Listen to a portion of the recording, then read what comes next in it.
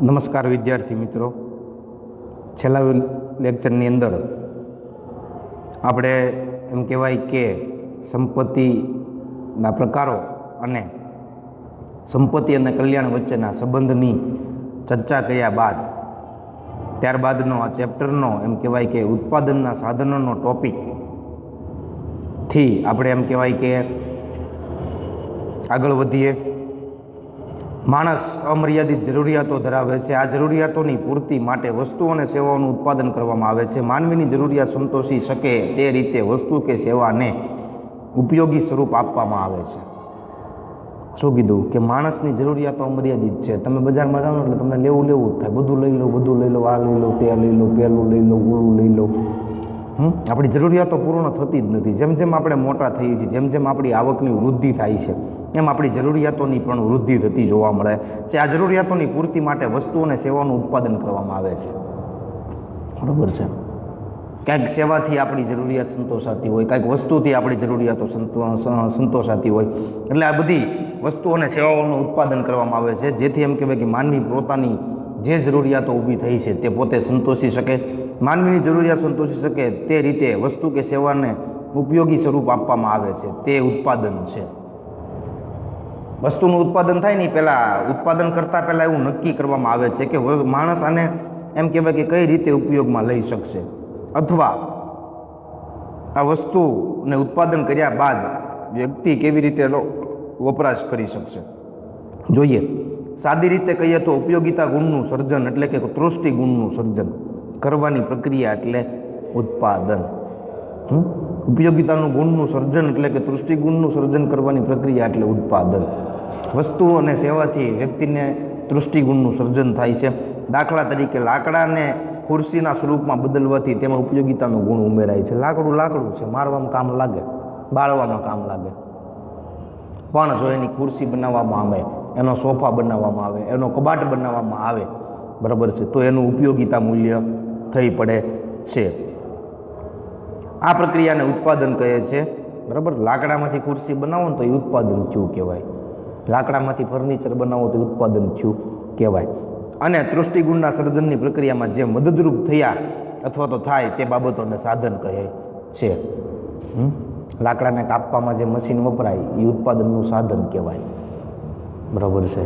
એની માટે drill machine, બરાબર છે, એમ આ બધા મશીનોનો જે ઉપયોગ થાય છે તે ઉત્પાદનના સાધનો છે. સ્થળ બદલવાથી, સ્વરૂપ બદલવાથી, સમય બદલવાથી વસ્તુના તૃષ્ટિગુણમાં, ઉપયોગિતાના ગુણમાં વધારો થાય છે. તે પ્રક્રિયા ઉત્પાદનની પ્રક્રિયા છે. વસ્તુના ઉત્પાદન માટેનું સ્થળ બદલવામાં આવે. બરાબર છે. ખુરશી તમે બનાવો પણ અલગ રીતે બનાવો. ખુરશીના સ્વરૂપમાં તમે ફેરફાર કરો. બરાબર છે. એનો સમય બદલવાથી, બરાબર છે, વસ્તુના તૃષ્ટિગુણમાં સર્જન થાય છે. બરાબર. કોઈ ગ્રાહક છે એ વસ્તુ એમ કહે કે ભાઈ 5 દી પછી મારે વસ્તુ જોતી છે, તો એનો તૃષ્ટિગુણ જળવાય રહે. પછી તમે વસ્તુ 15 દી પછી આપો ને તો એનો તૃષ્ટિગુણ વયો ગયો હોય, એને પછી વસ્તુ ખરીદવામાં રસ રહેતો નથી. એટલે યોગ્ય સમય બદલવાથી વસ્તુના તૃષ્ટિગુણમાં, એના ઉપયોગિતાના ગુણમાં. દિવાળીએ જ ફટાકડા ફોડવાના હોય, દિવાળી પછી તમને ફટાકડા મળે, તેનો કોઈ મહત્વ નથી, એનો ઉપયોગિતાનો ગુણ જળવાય નહીં. બરાબર છે. તે પ્રક્રિયા ઉત્પાદનની પ્રક્રિયા છે. આ પ્રક્રિયામાં મદદ કરનારી બાબતો ઉત્પાદનના સાધનો છે. જે સાધનોનો ઉપયોગ થાય છે દરેક એમ કહેવાય કે ઉત્પાદનના સાધનો કહેવાય છે. જોઈએ, ઉત્પાદનના મુખ્યત્વે 4 સાધનો છે. વિદ્યાર્થી મિત્રો, આગળ તમને કહેતા ભૂલી ગયો કે ઉત્પાદનના સાધનોનો પ્રશ્ન, બરાબર છે, 5 માર્ક માટે આઈએમપી સવાલ છે. કેટલા માર્ક માટે? તો કે ભાઈ 5 માર્ક માટે ઉત્પાદનના સાધનોનો સવાલ તમારી આવનારી પરીક્ષા માટે ખૂબ જ ઉપયોગી સાબિત થશે. તો યાદ રાખજો, વાંચજો, બરાબર, જેથી કરીને આ સવાલ એટલો બધો અઘરો નથી કે તમે લખી પણ ન શકો ને યાદ પણ ન રાખી શકો. જોઈએ, ઉત્પાદનના મુખ્યત્વે 4 સાધનો છે. 1 માર્કમાં પૂછાય ઉત્પાદનના સાધનો કેટલા છે? 4. કયા? જમીન, મૂડી, શ્રમ, નિયોજક. આ ઉત્પાદનના 4 સાધનો છે. રાષ્ટ્રના કુલ વાર્ષિક ઉત્પાદનનો આધાર આ 4 બાબત અથવા તો આ 4 ઉત્પાદનના સાધનો પર છે. આ 4 ઉત્પાદનના મહત્વના સાધનો છે. જમીન જોઈએ, મૂડી જોઈએ, શ્રમ જોઈએ, માણસો જોઈએ, નિયોજક. બરાબર છે. હા, આ 4 સાધનો પર એમ કહેવાય કે આખા દેશનું કુલ વાર્ષિક ઉત્પાદન આધારિત છે. ઉત્પાદન પ્રક્રિયામાં 4 સાધનનું મહત્વ સરખું છે. જમીનનું વધારે, મૂડીનું ઓછું, શ્રમનું વધારે, નિયોજકનું ઓછું નહીં. 4 સાધનનું મહત્વ સરખું જ રહેલું છે. વેચણીની ન્યાયી પ્રક્રિયા ઉત્પાદનના 4 સાધનો અને ઉત્પાદનમાં તેમને આપેલા ફાળા મુજબ વળતર આપે છે. એક રૂમ હોય તો એક મશીન સમાય, એક રૂમ જેટલી મૂડી જોવે, એક રૂમ જેટલા કામદારો જોવે, ને એક રૂમ પ્રમાણે આયોજન શક્તિ જોવે. રૂમમાં જેમ જેમ વધારો થાય એમ એમ શ્રમિકો વધે, મશીનો વધે, મૂડી વધે, નિયોજન શક્તિઓને વધારવી પડે. એટલે જેમ જેમ તમારું એમ કહેવાય કે કંપનીનું સ્વરૂપ, ધંધાનું સ્વરૂપ મોટું થાય એમ એમ તમારે ઉત્પાદનના સાધનોમાં પણ વધારો કરવો પડશે. એટલે આવી બધી વેચણીની ન્યાયી પ્રક્રિયા ઉત્પાદનના 4 સાધનોને ઉત્પાદનમાં તેમને આપેલા ફાળા મુજબ વળતર આપે છે. બરાબર છે. જેટલા તમે એમ કહેવાય કે ઉત્પાદનની આ 4 સાધનોની ન્યાયી વેચણી કરો એટલું જ તમને વધારે વળતર આપે છે. ઉત્પાદનના મૂળ તો 2 જ સાધન છે, કુદરત અને માણસ. કુદરત બધું આપે છે. બરાબર છે. કુદરતથી તમામ મશીનોનું નિર્માણ થાય છે, તમામ વસ્તુઓ મળી રહી છે, લાકડું છે, લોખંડ છે. બરાબર છે. આ બધા સાધનો કુદરત ઉપર ડિપેન્ડ છે, અને આ બધા સાધનોનો કાચો માલ મળી ગયા પછી માણસો એને એમ કહેવાય કે સરસ રીતે નવીનીકરણ કરી એને એક મશીનના સ્વરૂપમાં આકાર આપે છે. એટલે માટે ઉત્પાદનના તો મૂળ અત્યારે તમે ગણો તો 2 જ સાધનો છે, કુદરત અને માણસ. જોઈએ ઉત્પાદનના 4 સાધનોને વિસ્તૃતથી. ભૂમિ એટલે કે જમીન. સામાન્ય વ્યવહારમાં જમીન એટલે પૃથ્વીની ઉપરની સપાટી જેના પર માણસ આપણે જેના પર વસવાટ કરીએ છીએ આપણે જમીન માનીએ છીએ. પણ અર્થશાસ્ત્રમાં જમીનને શું કીધું છે? પ્રોફેસર માર્શલના મતે મનુષ્યને ઉત્પાદનમાં મદદરૂપ થતા કુદરતી પરિબળો જમીન છે. શું કીધું? કે મનુષ્યને ઉત્પાદનમાં મદદરૂપ થતા કુદરતી પરિબળો. કુદરતી પરિબળ એટલે કેવા?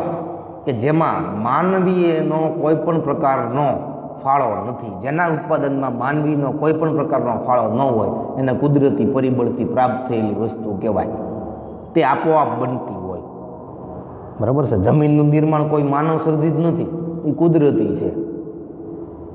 બરાબર છે. આ જમીન ઉપર કરેલા મકાનનું નિર્માણ એ માનવ સર્જિત છે, પણ જમીનનું નિર્માણ માનવ સર્જિત નથી. આ કુદરતી પરિબળો છે, અને કુદરતી પરિબળની અંદર જમીનનો સમાવેશ થાય છે. એટલે કે હવા, પાણી, સૂર્યપ્રકાશ, આબોહવાનો સમૂહ એટલે જમીન. જમીનને પાસે હવા જોવે, પાણી જોવે, સૂર્યપ્રકાશ, આબોહવા જોવે. કુદરતી વસ્તુ છે એનો મતલબ એવો નથી એનો ખોરાક નથી. આપણે માણસ છીએ, આપણે ખોરાક ખાઈએ છીએ, પ્રાણીઓય ખોરાક ખાય છે, પશુ પંખીઓય ખોરાક ખાય છે. એમ જમીનને પણ અમુક સમયે આ એમ કહેવાય કે હવા, પાણી, સૂર્યપ્રકાશ, આબોહવા અમુક સમયે મળતા રહેવા હોતા જોઈએ. ઉત્પાદનમાં મદદરૂપ ખનિજ, ખાણ, પર્વત, નદી, ગરમી તમામને જમીન ગણીએ તો જમીનના મહત્વના લક્ષણો નીચે મુજબ છે. બરાબર છે. હા, આ લક્ષણોને વિસ્તૃત પ્રમાણમાં આપેલા નથી, પણ તમને પૂછાય જમીન એટલે શું, જમીનના લક્ષણો જણાવો. બરાબર. જમીન એટલે શું, જમીનના લક્ષણો જણાવો, એવો તમને 2 થી 3 માર્કમાં સવાલ પૂછાય તો તમે આરામથી લખી શકો. બરાબર. શું કીધું? કે ભાઈ જમીન કુદરતી બક્ષિસ છે, કુદરતે આપેલી ભેટ છે. બક્ષિસને ભેટ કહીએ આપણે. બરાબર છે. હા, તે માનવ સર્જન નથી, તે માનવ દ્વારા નિર્માણ પામેલી નથી. જમીનનો કુલ પુરવઠો સ્થિર છે. જમીનમાં જેટલો પુરવઠો હોય ને એટલો સ્થિર છે, એમાં તમે વધારો ઘટાડો ન કરી શકો. આપણી પાસે એક કાપડ છે, કાપડને તમે કાપીને એમ કહેવાય કે કટકો તૈયાર કરી લો. આખા કટ્ટામાંથી એક કાપડ કાપીને તમે એનો એમ કહેવાય કે એક કટકો તૈયાર કરી લો, પણ જમીનનો કટકો તૈયાર ન થાય ને. બરાબર. માટે એને કીધું છે એનો કુલ પુરવઠો સ્થિર છે, વધારો ઘટાડો થઈ શકતો નથી. જમીન અગતિશીલ છે, તમે એની ફેરબદલી પણ કરી શકતા નથી, કે એક જગ્યાએથી બીજી જગ્યાએ તમે એને લઈ જઈ શકતા પણ નથી. આ લક્ષણો તમને વિસ્તૃત સમજાવું છું મિત્રો. વિદ્યાર્થી મિત્રો ખાસ ધ્યાન રાખજો, આમાં વિસ્તૃત માહિતી લક્ષણોની આપી નથી. બરાબર છે. હું જે બોલું છું યાદ રાખજો, જેથી કરીને 3 માર્કમાં ભૂમિ એટલે શું અથવા તો જમીનના લક્ષણો જણાવો એમ ખાલી તમને સમજાવો એમ સવાલ પૂછાય 3 માર્કની અંદર, તો લક્ષણોની અંદર તમે લખવું હોય તો લખી શકો. આગળ, તેની ફળદ્રુપતા જુદી જુદી હોય છે. બરાબર છે. તેની ફળદ્રુપતા જુદી જુદી હોય છે. કાળી, કાંપની, રેતાળ, પહાડી. બરાબર. આ બધી જમીનના પ્રકારો છે. બરાબર. આ બધા પ્રકારોની અંદર આ બધી જમીનની પણ વિવિધતાઓ હોય છે, એની ફળદ્રુપતાઓ હોય છે, કારણ કે આ બધી જમીન બધી જગ્યાએ જોવા મળતી હોતી નથી. આગળ જોઈએ. ભૂમિને મળતા વળતરને ભાડું કહે છે. ભૂમિ ઉપર મકાન બાંધ્યું અને મકાન કોઈને ભાડે આપી દીધું તો એની ઉપર જે વળતર મળે એ આપણે ભાડા તરીકે સ્વીકારીશું. નંબર 2, ઉત્પાદનના સાધનમાં બીજું સાધન શ્રમ. અન્ય વ્યક્તિની દેખરેખ હેઠળ કે સૂચના મુજબ વળતરની અપેક્ષા સાથે થતું માનસિક કે શારીરિક કાર્ય તે શ્રમ છે અને તે કરનારને શ્રમિક કહે છે. બરાબર. તમારા માલિકની સૂચના મુજબ તમે જે કામ કરશો, શેની અપેક્ષા છે? પૈસા મેળવવાની, આવક મેળવવાની, પગાર મેળવવાની, મહેનતાણું મેળવવાની. આ અપેક્ષા સાથે સૂચના મુજબ તમે જે કામ કરશો અને કામની અંદર તમારી માનસિક, તમારું મગજ પણ વાપરવું પડશે. તમારું મગજ પણ વાપરવું પડશે અને તમારા શરીરના હાથ પગ પણ એમ કહેવાય કે એટલે કે શારીરિક કાર્ય પણ તમારે કરવું પડશે. બરાબર. તો આ કાર્યને શ્રમ કહેવાય અને આ કાર્ય જે વ્યક્તિ કરતો હોય એને આપણે શ્રમિક તરીકે ઓળખીએ છીએ. ઘણા શાસ્ત્રીઓ માને છે કે ઉત્પાદનના 2 જ મૂળભૂત સાધનો છે, જે આપણે ઉપર જોયા. કયા? કુદરતી અને માનસ. એટલે કે કુદરતી પરિબળો એટલે કે જમીન અને માનવી એટલે કે શ્રમ. બરોબર. માનવી એટલે શું? તો કે ભાઈ શ્રમ. અને કુદરતી પરિબળ એટલે કયું? તો કે ભાઈ જમીન. બરોબર. આ 2 જ પરિબળો એમ કહેવાય કે આપણે માનીએ છીએ. જોઈએ શ્રમના પણ લક્ષણો 2-3 માર્કમાં પૂછાઈ શકે. ઉત્પાદનના સાધનોનો સવાલ મિત્રો એટલો આઈએમપી છે ને કે એની અંદરથી તમને પેટા સવાલો પણ પૂછી શકે અને આ પેટા સવાલો 4 સાધનોમાંથી પણ હોઈ શકશે. એટલે ખાસ યાદ રાખજો, શ્રમ અને શ્રમિક અવિભાજ્ય અંગ છે. બંને અલગ અલગ નથી. શ્રમ કરતો હોય એને શ્રમિક કહેવાય, શ્રમિક જ શ્રમ કરી શકે. આ બંને એકબીજાથી એમ કહેવાય કે અલગ નથી. શ્રમ નાશવંત છે, તેનો સંગ્રહ થઈ શકતો નથી. શ્રમ કોઈ પ્રકારની વસ્તુ નથી તમે એને સંગ્રહ કરી શકો. હા, ઘઉં ભવિષ્યમાં ઘટવાના છે અને ઉત્પાદન ઘટવાનું છે, તમે એનો સંગ્રહ કરી શકો, પણ શ્રમનો સંગ્રહ થઈ શકતો નથી, તે નાશવંત છે. સામાજિક માનસિક કારણો ગતિશીલતાને અસર કરે છે. બરાબર છે. કોઈ કામ વખતે તમારે સમાજમાં ઊભું રહેવું પડતું હોય, કોઈ કામ તમારે સામાજિક કાર્ય કરવું પડતું હોય. બરાબર છે. અને શ્રમિક છે ભાઈ, માણસ છે, એ બીમાર પડે, માંદો પડે, કોઈ રોગ થાય, બરાબર, તો આવા રોગના કારણે એ ધંધા પર કે કામ પર આવી શકતો હોતો નથી, જેના કારણે કામની ગતિશીલતા, કામની જેમ કહેવાય કે ઝડપતા છે, બરાબર છે, એમાં અસર થશે. નંબર 4, દરેક શ્રમિકની કાર્યક્ષમતા જુદી હોઈ શકે છે. બરાબર. હું 8 કલાક કામ કરતો હોય, બીજો શ્રમિક 6 કલાક જ કરી શકતો હોય, ત્રીજો શ્રમિક 10 કલાક કામ કરી શકતો હોય. જેની જેવી એનર્જી, જેની જેવી એમ કહેવાય કે કાર્ય કરવાની ક્ષમતા, શક્તિ, એ પ્રમાણે દરેક શ્રમિક અલગ અલગ પ્રકારની કામગીરી સાથે જોડાયેલો હોય છે. શ્રમના પુરવઠાનો આધાર વસ્તી પર છે. બરાબર. શ્રમના પુરવઠાનો આધાર શેની પર છે? વસ્તી પર છે. દેશમાં કેટલી વસ્તી છે એ પ્રમાણે કેટલો શ્રમ રહેલો છે, અથવા તો કેટલા લોકોને શ્રમ આપવો તેના પર નિર્ભર છે. નંબર 6, શ્રમને ચૂકવાતા વળતરને વેતન કહે છે. જમીન પર ચૂકવાતા વેતનને શું કહેવામાં, જમીન પર ચૂકવાતા કોઈ પણ નાણાકીય સાધનને શું કહીએ છીએ આપણે? તો કે ભાઈ ભાડું. પણ શ્રમ ઉપર ચૂકવવામાં આવે એને શું કહેવાય છે? વેતન. નંબર 3, મૂડી. આધુનિક ઉત્પાદન પ્રક્રિયામાં અગત્યનું ગણાતું સાધન મૂડી છે. તમારી પાસે જમીન હોય, માણસો હોય, પણ પૈસા ન હોય તો પણ તમે એમ કહેવાય કે ઉત્પાદન કરી શકતા હોતા નથી. માટે આધુનિક ઉત્પાદન પ્રક્રિયામાં સૌથી પ્રાથમિક ગણાતું સાધન જો હોય તો એ મૂડી છે. કારણ કે મૂડીથી જ તમે જમીન ખરીદી શકવાના છો અને મૂડીથી જ શ્રમિકો તમારી પાસે કામ કરવા આવશે અને તમે એને કામના બદલામાં વેતન આપશો. શ્રમ અને જમીન એ કુદરતનું સર્જન છે. બરાબર છે. કામ કરવાની શક્તિ કુદરતે આપેલી હોય અને જમીનનું નિર્માણ પણ કુદરતે કરેલું હોય. જ્યારે મૂડી માનવ સર્જિત ઉત્પાદનનું સાધન છે. મૂડી ભગવાન તો કાંઈ ઉત્પાદન કરતા નથી, પૈસા બનાવવાના મશીનો છે. ઉપરથી ભગવાન તો કાંઈ નાખતા નથી કે હાલે ભાઈ તારી પાસે ઓછા પૈસા છે તને ઠેલો નાખું છું, ના, નથી થતું. બરાબર. કારણ કે મૂડી એ માનવ સર્જિત ઉત્પાદનનું સાધન છે. મૂડી એટલે અર્થ આપેલો છે એવી ભૌતિક વસ્તુઓ જે ઉત્પાદનમાં મદદરૂપ થાય છે. ઉત્પાદન કરતાં કરતાં કાચો માલ ઘટી ગયો, મશીન બંધ પડી ગયું, મશીનને ડીઝલથી મશીન હાલે, ડીઝલ એ મશીનનો ખોરાક છે, તો એ ખાલી થઈ ગયું. તો એ બધું મેળવવા માટે મૂડીની જરૂરિયાત થાય. એટલે ભૌતિક વસ્તુઓ જે ઉત્પાદનમાં મદદરૂપ થાય છે તેને મૂડી કહેવાય. મૂડીને ઉત્પાદનનું ઉત્પાદિત સાધન માનવામાં આવે છે, કારણ કે મૂડી એ એવી ભૌતિક વસ્તુ છે જેનું ઉત્પાદન થયું છે. મૂડીનું ઉત્પાદન થાય છે, તમને કીધું તેમ મશીન દ્વારા પૈસા બને છે, અને હવે તે ઉત્પાદનમાં પણ મદદ કરે છે. કોઈ પણ સાધનો, કાચો માલ, વેતન ચૂકવવામાં મૂડી મદદરૂપ થાય છે. ટ્રેક્ટરનું ઉત્પાદન થયું છે અને હવે તે ખેતીના ઉત્પાદનમાં કામ કરે છે. ટ્રેક્ટર મૂડી છે અને મૂડીથી ખરીદી લે છે, બરાબર, ને હવે તે શેમાં કામ કરે છે? ખેતીના ઉત્પાદનમાં, બરાબર. આગળ જોઈએ, મૂડી અને સંપત્તિ વચ્ચે પણ તફાવત છે, કારણ સંપત્તિ પર ભૌતિક હોય છે, સંપત્તિ ભૌતિક હોય છે, આપણે જોયું તેમ આગળ, અને મૂડી પણ કેવી હોય છે? ભૌતિક હોય છે, દેખાતી હોય છે, બરાબર. પણ બધી સંપત્તિ ઉત્પાદન પ્રક્રિયામાં સામેલ થતી નથી. બધી સંપત્તિ ઉત્પાદન પ્રક્રિયામાં સામેલ ન થાય. વાહન છે, વાહન, બરાબર, બાઇક તો ઉત્પાદન પ્રક્રિયામાં સામેલ ન પણ થાય. મકાન છે, ઉત્પાદન પ્રક્રિયામાં સામેલ ન પણ થતું હોય. જોઈએ મૂડીના લક્ષણો. નંબર 1, ઉત્પાદનનું માનવ સર્જિત સાધન છે. માનવી દ્વારા ઉત્પાદન થતું આ સાધન છે, એટલે એને શું કીધું કે માનવ સર્જિત ઉત્પાદનનું સાધન છે, બરાબર. શું કામ? તો કે ભાઈ માનવ દ્વારા એનું નિર્માણ થાય છે. નંબર 2, સૌથી ગતિશીલ ઉત્પાદનનું સાધન છે. સૌથી ગતિશીલ, સૌથી ઝડપથી. આજે મારી પાસે 10ની નોટ હોય તો એ 10 રૂપિયાની હું કોઈ દુકાનદાર પાસે જઈ કોઈ વસ્તુ ખરીદું, એ દુકાનદાર કોઈ બીજો ગ્રાહક આવશે અને વસ્તુ ખરીદશે તો એને 10 રૂપિયા પાછા આપશે. એ ગ્રાહક કોઈ ત્રીજી દુકાને જઈ કોઈ ત્રીજા વ્યક્તિ પાસે એમ કહેવાય કે જે નોટ એમ કહેવાય કે આપશે. એટલે મૂડી ઉત્પાદનનું સૌથી વધારે ગતિશીલ સાધન છે. ટ્રેક્ટર છે, એક દિવસમાં કેટલી વાર હરતું પડતું હોય, વાહન કેટલી વખત હરતા પડતા હોય. અછત ધરાવતું સાધન છે, બરાબર, અછત ધરાવતું સાધન છે. બધા પાસે એટલા પ્રમાણમાં નથી હોતું. મૂડીનું વળતર તે વ્યાજ છે. મૂડી ઉપર જે વળતર મળે તેને વ્યાજ કહેવાય છે. જમીન ઉપર મળે એને ભાડું કહેવાય. યાદ રાખજો મિત્રો, વિકલ્પમાં પૂછાય છે, બરાબર. જમીન ઉપર મળતા વળતરને શું કહેવામાં આવે છે? ભાડું, બરાબર. શ્રમ પર મળતા વળતરને શું કહેવામાં આવે છે? તો કે ભાઈ શ્રમ. અને મૂડી પર મળતા વળતરને શું કહેવામાં આવે છે? વ્યાજ.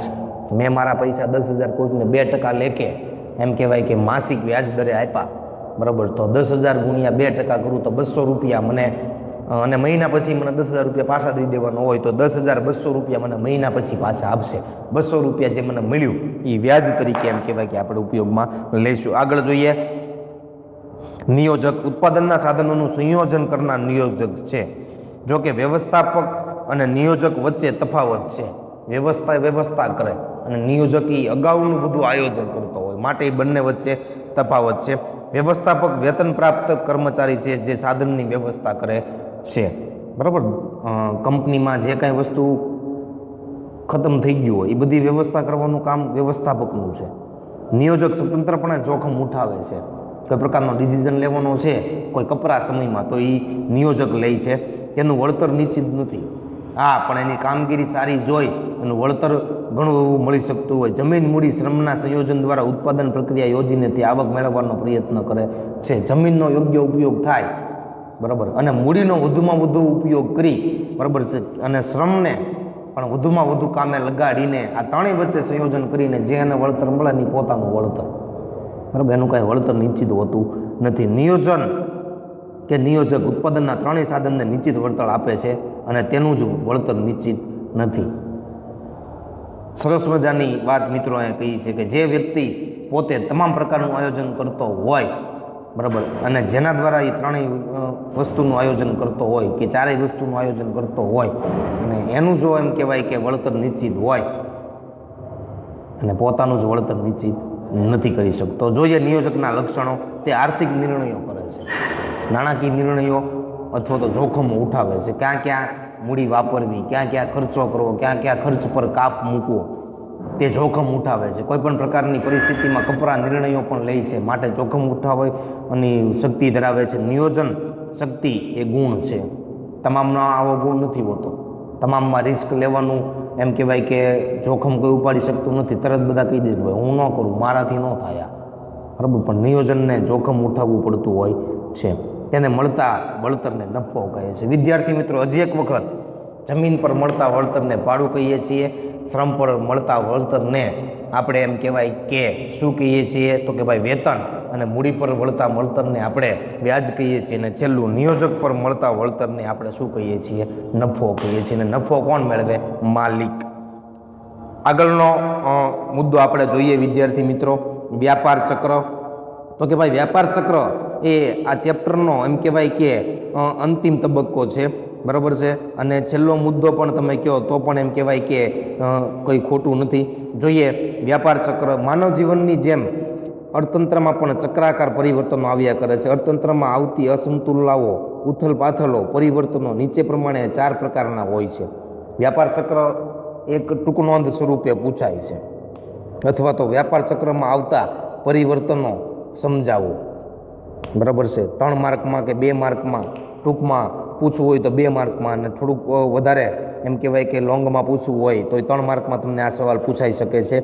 ખાસ યાદ રાખજો. અથવા 1 માર્કમાં એમ પણ પૂછાઈ શકે કે વ્યાપાર ચક્રમાં આવતા પરિવર્તનો ક્યાં ક્યાં છે. વ્યાપાર ચક્રમાં આવતા પરિવર્તનો કેટલા છે, બરાબર. આકસ્મિક આર્થિક પરિવર્તનો. કેવા પરિવર્તનો? આકસ્મિક આર્થિક પરિવર્તનો. આકસ્મિક એટલે તો કે ભાઈ આયોજન વગર, બરાબર છે. આકસ્મિક એટલે શું કહેવાય? અણધાર્યા. આર્થિક એટલે નાણાકીય, તમારે પરિવર્તનો કરવા પડતા હોય. મોસમી આર્થિક પરિવર્તનો, મોસમ બદલાઈને તમારે તમારી પેઢીમાં, ધંધામાં ફેરફાર કરવા પડતા હોય તો મોસમી આર્થિક પરિવર્તનો. દીર્ઘકાલીન, બરાબર. દીર્ઘકાલીન વિચારીને એમ કહેવાય કે તમારે નાણાકીય પરિવર્તનો. અને ચક્રવાત, અમુક ચકડું ફરે ને તમારે પરિવર્તનો કરવા જ પડે, એમાં કોઈ ચાલે નહીં, બરાબર. આગળ જોઈએ નંબર 1 વિસ્તૃતથી. આકસ્મિક પરિવર્તનો તો કે ભાઈ અર્થતંત્રમાં અકસ્માતે જ અણધાર્યા પરિવર્તનો આવી શકે છે. શિયાળામાં દાખલા તરીકે વાવાઝોડું આવવું, અત્યંત વરસાદ અને પૂર આવવું કે દુષ્કાળ પડવું. શું કીધું કે અણધાર્યા પરિવર્તન કેવા આવે? તો ભાઈ વાવાઝોડું આવે એનું તો કાંઈ કોઈ નક્કી નથી, અથવા તો કોઈનો કોન્ટેક્ટ નથી ઉપર કે ભાઈ હું વાવાઝોડું મોકલું છું, સંભાળ લેજે, બરાબર. એ તો અણધાર્યું જ આવે, બરાબર.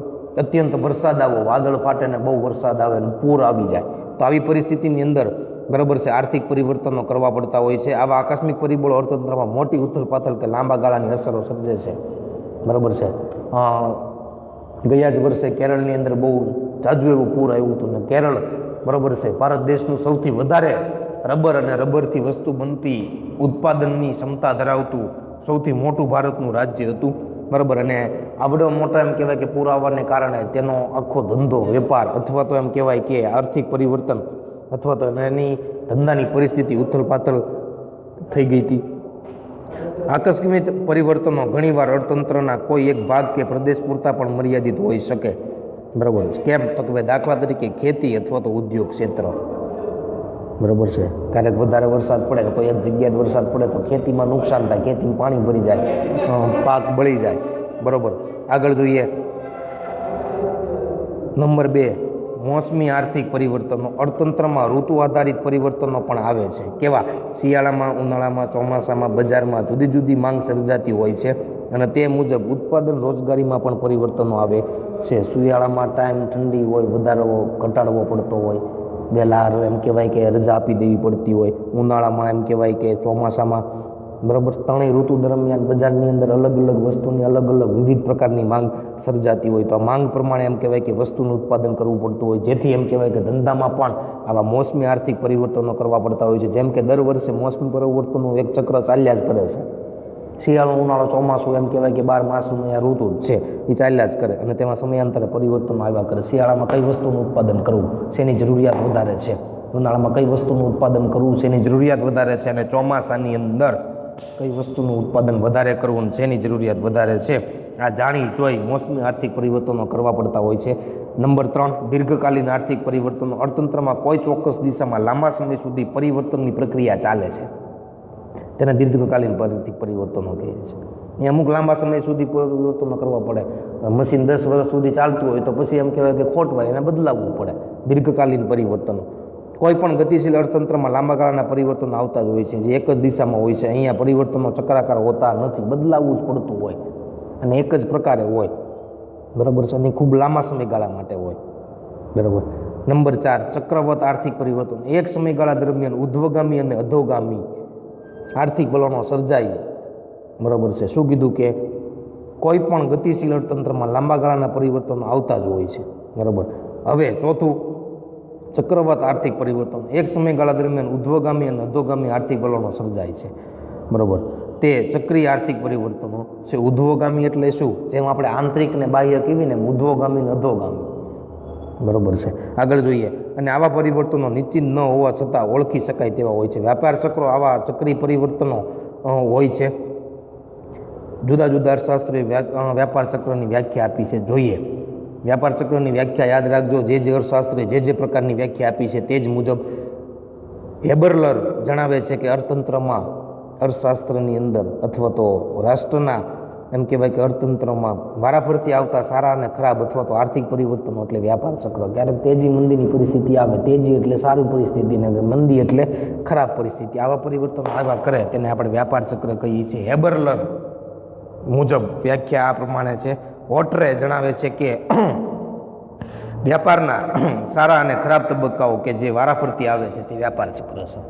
સારા અને ખરાબ તબક્કાઓ આવતા હોય, દશકા હોય, 5 વર્ષ સમયગાળો સારો હોય, 5 વર્ષ સમયગાળો ખરાબ હોય, તો આવા એમ કહેવાય કે તબક્કા સારા ખરાબ આવતા હોય, બરાબર છે, વારાફરતી, તે વ્યાપાર ચક્ર છે. વ્યાપાર ચક્રની વ્યાખ્યા પરથી કયા કયા મુદ્દા આપણે સમજી શકીએ અથવા તો નીકળી શકીએ? તો કે ભાઈ અર્થતંત્રમાં આર્થિક ઉથલપાથલ થાય છે, બરાબર છે. ક્યારેક સારું પરિબળ આવે ને ક્યારેક ખરાબ પરિબળ આવે તો એ ઉથલપાથલ થઈ જાય. આપણા ઘરની અંદર કોઈ વ્યક્તિ બીમાર પડે, પછી વ્યક્તિ સાજો થઈ જાય, પાછો બીમાર પડે, પછી સાજો થઈ જાય, તો એ સમયગાળા દરમિયાન ઘરની આખી વ્યવસ્થા જે છે ઉથલપાથલવાળી થઈ જાય. એવી રીતે અર્થતંત્રમાં પણ આવું થતું હોય છે.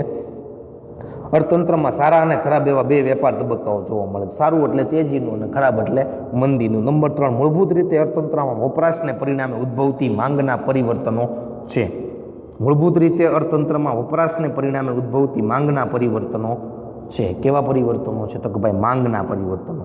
વ્યાપાર ચક્રી ઉથલપાથલ સરખા સમયાંતર ઉદ્ભવતી નથી, બરાબર છે. વ્યાપાર ચક્રી ઉથલપાથલ સરખા સમયમાં ઉદ્ભવતી નથી, એનો સમય ચોક્કસ નથી, બરાબર. ગમે ત્યારે એમ કહેવાય કે ઉદ્ભવતી હોય છે. જ્યારે એમ કહેવાય કે દેશની અંદર આકસ્મિક પરિવર્તન થાય ત્યારે એમ કહેવાય કે વ્યાપાર ચક્રમાં પરિવર્તન થતું હોય છે. જોઈએ વ્યાપાર ચક્રના તબક્કાઓ. નંબર 1, તેજી. વ્યાપાર ચક્રના આ તબક્કામાં વેપાર પ્રવૃત્તિ ઉચ્ચતમ કક્ષાએ વપરાશ અને માંગના ઊંચા દરને કારણે અર્થતંત્રમાં નફાકારકતા હોય છે.